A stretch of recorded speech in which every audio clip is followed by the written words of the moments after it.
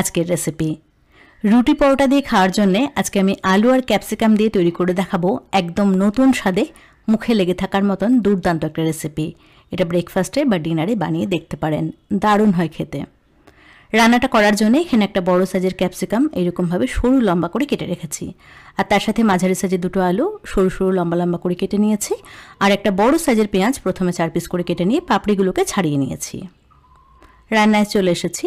রান্নাটা করার জন্য দিয়ে দিচ্ছি কড়াইতে 1 টেবিল চামচ মতন সর্ষের তেল। তেলটাকে একটু হালকা করে গরম করে নিয়ে দিয়ে দিলাম 1 মুঠো মতন কাঁচা বাদাম, 4 কোয়া রসুন আর হাফ ইঞ্চি আদার টুকরো। মিডিয়াম আছে মিনিট 2-এর জন্য সবকিছুকে একটু হালকা করে ভেজে নিচ্ছি। তো এখানে আমার আদা রসুন আর বাদাম ভাজা হয়ে গেছে, এর থেকে বেশি আর ভাজবো না। এবার তেল ঝরিয়ে এটাকে একটা অন্য প্লেটের মধ্যে তুলে রাখছি আর অপেক্ষা করব পুরোপুরি ঠান্ডা হওয়া পর্যন্ত। এই তেলটার মধ্যে প্রথমে